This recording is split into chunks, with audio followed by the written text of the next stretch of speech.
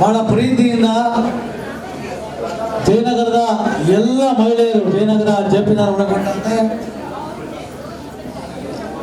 ನಮ್ಮೆಲ್ಲರ ಅಚ್ಚುಮೆಚ್ಚಿನ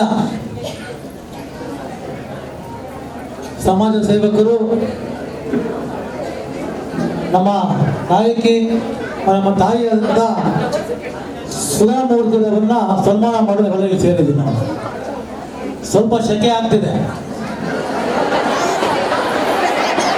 ಯಾಕೆಂದ್ರೆ ನಾವೊಂದು 350 ಜನಕ್ಕೆ ಮಾತ್ರ ಇಲ್ಲಿನ ಸೇರೋಣ ಅನ್ಕೊಂಡ್ರಿ. ಮಹಿಳೆಯರು ಒಂದು ಸ್ವಲ್ಪ ಜಾಸ್ತಿ ಬೆಂಕಿ ಇದ್ದಂಗಲ್ವಾ, ಅದು ಸ್ವಲ್ಪ ಇದು ಆಗುತ್ತೆ. ಈ ಕಾರ್ಯಕ್ರಮದಲ್ಲಿ ಅಭಿನಂದನಾ ಸ್ವೀಕಾರ ಮಾಡಲಿಕ್ಕೆ ಬಂದಂತಹ ನನ್ನ ಮಾರ್ಗದರ್ಶಕರು, ಮಾತೃ ಸಮಾನ ಆದಂತಹ ಸನ್ಮಾನ್ಯ ಶ್ರೀಮತಿ ಸುಧಾಮೂರ್ತಿರವರೇ, ನಮ್ಮೆಲ್ಲರ ಯುವ ನಾಯಕರು, ಬೆಂಗಳೂರು ದಕ್ಷಿಣ ಲೋಕಸಭಾ ಸದಸ್ಯರು ಹಾಗೂ ಮೊದಲ ಅಭ್ಯರ್ಥಿಯಾದಂತಹ ಸನ್ಮಾನ್ಯ ತೇಜಸ್ವಿ ಸೂರ್ಯರವರೇ, ಬಿಜೆಪಿಯ ರಾಜ್ಯ ಮಹಿಳಾ ಅಧ್ಯಕ್ಷ ಅಂತ ಶ್ರೀಮತಿ ಮಂಜುಳಾರವರೇ, ಬೆಂಗಳೂರು ನಗರ ಮಹಿಳಾ ಅಧ್ಯಕ್ಷ ಅಂತ ಶ್ರೀಮತಿ ವಿಜಯಲಕ್ಷ್ಮೀರವರೇ, ಜಯನಗರದವರೇ ಆದಂತಹ ಹೈಕಮಿಷನ್ ಆಫ್ ಇಂಡಿಯಾ ತಾಂಜಾನಿಯಾದಲ್ಲಿರುವಂತಹ ಡಾಕ್ಟರ್ ಸೌಮ್ಯರವರೇ, ಲಕ್ಷ್ಮೀ ನಟರಾಜ್ ಅವರೇ, ಮಾಲತಿ ಸೋಮಶೇಖರ್ ಅವರೇ, ನಾಗರತ್ನರವರೇ, ದೀಪಿಕಾ ಮನ್ಯಾತ್ ರೆಡ್ಡಿರವರೇ, ಗೋವಿಂದ್ ನಾಯ್ಡುರವರೇ, ಚಂದ್ರಶೇಖರ್ ರಾಜೂರವರೇ, ಸೋಮಶೇಖರ್ ಅವರೇ, ಹೇಮಲಕರ್ ಅವರೇ, ಭಾಗ್ಯವತಿರವರೇ, ಇರುವಂತಹ ಎಲ್ಲ ನನ್ನ ಶ್ರದ್ಧೆಯ ತಾಯಿದ್ದಾರೆ. ಅತಿ ಹೆಚ್ಚು ಮಹಿಳೆಯರು ಇವತ್ತು ಸೇರಿದ್ದೀವಿ. ಬೆಳವಣಿಗೆಯಷ್ಟು ಮಾತ್ರ ಇವತ್ತು ನಮ್ಮ ಪುರುಷರು ಇವತ್ತು ಕಾರ್ಯಕ್ರಮಕ್ಕೆ ಬಂದಿದ್ದಾರೆ. ನಾವೆಲ್ಲ ಸೇರಿದ ಕಾರ್ಯ ಏನಂತ ಪ್ಲಾನ್ ಮಾಡ್ಕೊಂಡಿದ್ವಿ, ಈ ಒಂದು ಮಹಿಳಾ ಕಾರ್ಯಕ್ರಮಕ್ಕೆ ಮತ್ತು ಮಹಿಳಾ ದಿನಾಚರಣೆ ಅಂಗವಾಗಿ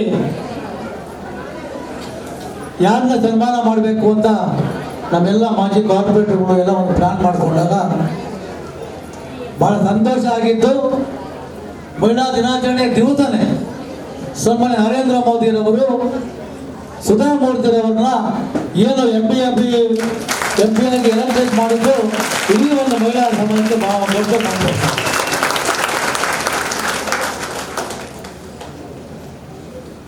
ಮಹಿಳೆಯರು ಅಂತಂದ್ರೆ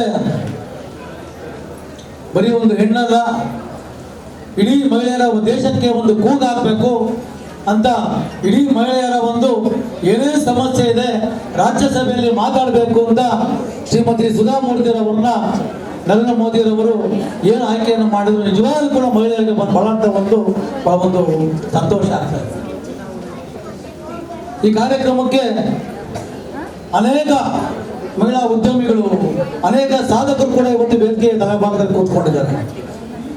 ಇಲ್ಲಿ ಎಲ್ಲ ಏನು ವೇದಿಕೆಯ ಮೇಲ್ಭಾಗದಲ್ಲಿದ್ದಾರೆ, ಅದಕ್ಕಿಂತ ಜಾಸ್ತಿ ಇವತ್ತು ಅನೇಕ ಸಮಾಜದಲ್ಲಿ ಕೆಲಸ ಮಾಡುವಂಥವರು ಅನೇಕ ಜನ ಇವತ್ತು ನಮ್ಮ ಮಧ್ಯೆ ಇವತ್ತು ಕೆಲಸವನ್ನು ಮಾಡ್ತೀವಿ. ಭಾರತೀಯ ವಿದ್ಯಾಭವನದಲ್ಲಿ ನಾಗಲಕ್ಷ್ಮಿ ಅವರು ಬಂದಿದ್ದಾರೆ. ಸಿಟಿ ಕಾಲೇಜ್ನ ವೈಸ್ ಚೇರ್ಮನ್ ಅಂತ ಮೋನಿಕಾ ಪರಮಹಂಸ ಅವರಿದ್ದಾರೆ. ಪ್ಲಾಸ್ಟಿಕ್ ಅನ್ನ ನಿಷೇಧವನ್ನ ಮಾಡಬೇಕು ಅಂತ ಸಂಸ್ಥೆಯಲ್ಲಿ ಅನೇಕ ಮಹಿಳೆಯರು ಕೆಲಸ ಮಾಡೋಕ್ಕೆ ಇವತ್ತು ಬಂದಿದ್ದಾರೆ, ನಮ್ಮ ಮುಂದೆ ಬಂದಿದ್ದಾರೆ. ಅನೇಕ ಮಹಿಳಾ ಯುವ ಸಾಧಕರು ಕೂಡ ಇವತ್ತು ನಮ್ಮ ಜೊತೆ ಇವತ್ತು ಮುಂದೆ ಇದ್ದಾರೆ. ಇವತ್ತು ಅನೇಕ ಸಮಾಜಗಳು, ಶ್ರೀಶಕ್ತಿ ಸಮಾಜಗಳು ಎಲ್ಲವೂ ಕೂಡ ಇವತ್ತು ಒಗ್ಗಟ್ಟಾಗಿ ಸುಧಾಮೂರ್ತಿ ಅಮ್ಮ ಅವರನ್ನ ಇವತ್ತು ಸನ್ಮಾನ ಮಾಡೋಕ್ಕೆ ಎಲ್ಲರೂ ಕೂಡ ಬಂದಿದ್ದೀರ. ಮತ್ತೊಮ್ಮೆ ಸ್ವಾಗತವನ್ನು ನಾನು ಕೋರ್ತಾ ಇದ್ದೇನೆ. ಎತ್ರ ನಾಳೆಯಿಂದ ಪೂಜಿಸ್ತೆ ನಮ್ಮಂತೆ ತರ್ತದೆ ಅನ್ನಂಗೆ ಎಲ್ಲ ಹೆಣ್ಮಕ್ಳನ್ನ ನಾವು ಸಂತೋಷನ ಇಡ್ತೀವಿ, ಸಮಾಜದಲ್ಲಿ ಒಳ್ಳೆ ಗೌರವವನ್ನು ಕೊಡ್ತೀವಿ. ಅಲ್ಲಿ ಅವತ್ತು ದೇವಾದಿಗಳು ಆ ಮನೆಯಲ್ಲಿ ವಾಸವಾಗಿರ್ತಾರೆ. ಒಂದು ಮಹಿಳೆ ಬರೀ ಮನೆ ಒಂದೇ ಅಲ್ಲ, ಇಡೀ ಸಮಾಜಕ್ಕೆ ಕಣ್ಣಾಗಿರ್ತಾರೆ ಅಂತ ಆ ಒಂದು ದೇಹ ದೋಷ ಇವತ್ತು ಮಹಿಳೆಯಲ್ಲಿ ಯಾವತ್ತು ಬಂದಿದೆ. ನಿಜವಾಗ್ಲೂ ಒಂದು ಸಮಾಜ ಉದ್ಧಾರ ಆಗ್ತಾ ಇದೆ. ಆ ದೃಷ್ಟಿಯಿಂದ ನಾವೆಲ್ಲ ಮಹಿಳೆಯರು ಸಬಲೀಕರಣ ಆಗಬೇಕು. ಮಹಿಳೆಯರು ಒಂದು ಒಗ್ಗಟ್ಟಾಗಬೇಕು. ಮಹಿಳೆ ಒಬ್ಬ ಮನಸ್ಸು ಮಾಡಿದ್ರೆ ಬರೀ ಮನೆ ಒಂದಲ್ಲ, ಇಡೀ ಸಮಾಜವನ್ನೇ ಒಂದು ಒಗ್ಗಟ್ಟಾಗಿ ಒಂದು ಕೆಲಸ ಮಾಡುವಂಥ ಅವಕಾಶ ಅವರು ನರೇಂದ್ರ ಮೋದಿಯವರು ನಮಗೆ ತಗೊಂಬಂದು ಕೊಟ್ಟಿದ್ದಾರೆ.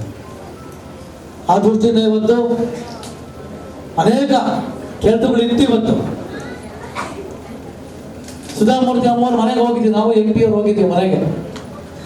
ಬರಲೇಬೇಕು ನೀವು ಈ ಕಾರ್ಯಕ್ರಮಕ್ಕೆ ಅಂತ ಒಂದು ಕಂಡೀಷನ್ ಹಾಕೋರು, ನಮಗೆ ಬಂದೇ ಬರ್ತೀನಿ. ಯಾಕೆ ನಾವು ಜಯನಗರದಲ್ಲೇ ನಾವು ಜಯನಗರದಲ್ಲೇ ಹುಟ್ಟಿ ಬೇರೆ ಕಡೆ ಬೆಳೆದು ಇವತ್ತು ಜಯನಗರದ ಮಹಿಳೆಯರನ್ನು ನಾನು ಮಾತಾಡಬೇಕು, ನನ್ನ ಧರ್ಮ. ಆದರೆ ಯಾವುದೇ ಒಂದು ಶಾಲೆಯನ್ನು ಹಾಕಬಾರ್ದು, ಒಂದು ಹಾರವನ್ನು ಕೂಡ ರಾಮಮೂರ್ತಿಯವರಿಗೆ ನಾವು ಹಾಕಬಾರ್ದು. ನನಗೇನೂ ಗಿಫ್ಟ್ ಬೇಡ, ನಾನು ಬರ್ತೀನಿ, ಹಣ್ಣನ್ನು ಕೊಡಿ, ಹಣ್ಣು ಒಂದಾಗಿ ರೋಗಿಗಳಿಗೆ ನಾನು ಕೊಡ್ತೀನಿ. ಅದೇ ಒಂದು ಅಮ್ಮ ಇವತ್ತು ನಾನು ಕೇಳಿದೆ, ಅವಾಗ ಏನಾರು ಒಂದು ಭಗವದ್ಗೀತೆ ಬಗ್ಗೆ ಎತ್ಕೊಳ್ಳಿ ನೀವು ಅಂತ. ಭಗವದ್ಗೀತೆ ನಮ್ಮಲ್ಲಿ 106 ಭಗವದ್ಗೀತೆ ಇದೆ, ಅನೇಕ ವಿಗ್ರಹಗಳು. ಏನು ಬೇಡ, ನೀವೇನು ಕೊಡ್ತೀರಿ ನಾವು ಸಮಾಜಕ್ಕೆ ನಾವು ಕೊಡ್ತೀವಿ ಅಂತ ಇವತ್ತು ಹೇಳಿ ನಂಗೆ ಭಾಳ ಸಂತೋಷ ಆಗ್ತಾ ಇದೆ. ಇವತ್ತು ಅನೇಕ ಮಕ್ಕಳಿಗೆ ನೆರವಾಗಿದ್ದಾರೆ, ಅನೇಕ ಒಂದು ಕುಟುಂಬಗಳಿಗೆ ನೆರವಾಗಿದ್ದಾರೆ. ಅವರು ನೆರವಾಗಿ ಕೆಲಸವನ್ನು ಮಾಡ್ತಿದ್ದಾರೆ. ಎಷ್ಟೋ ತಾಯಂದಿರಿಗೆ ಕೆಲಸವನ್ನು ಕೊಟ್ಟಿದ್ದಾರೆ, ಮಕ್ಕಳಿಗೆ ವಿದ್ಯಾಭ್ಯಾಸವನ್ನು ಮಾಡಿದ್ದಾರೆ. ಇಂಥ ಸಮಾಜ ಸೇವಕಿಯನ್ನ ಇವತ್ತು ನಿಮ್ಮ ಮುಂದೆ ಕರ್ಕೊಂಡು ಅಭಿನಂದನೆ ಮಾಡೋದು ನಿಜವಾಗ್ಲೂ ಕೂಡ ಅದೇ ಒಂದು ಧರ್ಮ. ಇವತ್ತು ಒಳ್ಳೆ ಕೆಲಸ ಆಗ್ತಾ ಇದೆ. ಅದರಿಂದ ಮತ್ತೊಮ್ಮೆ ನಿಮಗೆಲ್ಲ ಮುಂದೆ ಹೇಳಿ, ಇವತ್ತು ಎಷ್ಟೋ ಕೆಲಸ ಇದ್ರು ಕೂಡ ಬೆಳಗ್ಗೆ ನಾನು ಎಲ್ಲೋ ಪಾರ್ಕ್ಗಳಿಗೆ ಹೋಗಿದ್ದೆ, ಸಂಘ ಸಂಸ್ಥೆಗಳನ್ನ ನಾವು ನಮ್ಮೆಲ್ಲ ಮಹಿಳಾ ಕಾರ್ಪೊರೇಟರ್ಗಳು ಎಲ್ಲರೂ ಕೂಡ ಏನು ನಿರೀಕ್ಷಣೆ ಮಾಡಿದ ಜನ ಸೇರಿದ್ವಿ. ಎಷ್ಟೇ ಒಂದು ತೊಂದರೆ ಇದ್ದು ಕೂಡ ಇವತ್ತು ನೀವೆಲ್ಲ ಬಂದಿರೋ ಮತ್ತೊಮ್ಮೆ ನಿಮಗೆ ಸ್ವಾಗತವನ್ನು ಕೋರ್ತಾ, ದಯಮಾಡಿ ಒಂದು 1 ಅವರ್ ಈ ಕಾರ್ಯಕ್ರಮ, 3/4 ಗಂಟೆ ಕಾರ್ಯಕ್ರಮ ಇರುತ್ತೆ. ಯಾಕೆಂದರೆ ಎಷ್ಟೇ ಶೆಕೆ ಇರಲಿ ಏನೇ ಇರಲಿ ದಯಮಾಡಿ ನಮ್ಮ ಸಹಕರಿಸ್ತೀರಿ ಅಂತ ಕೇಳ್ತಾ ಇದ್ದೀನಿ. ಧನ್ಯವಾದಗಳು.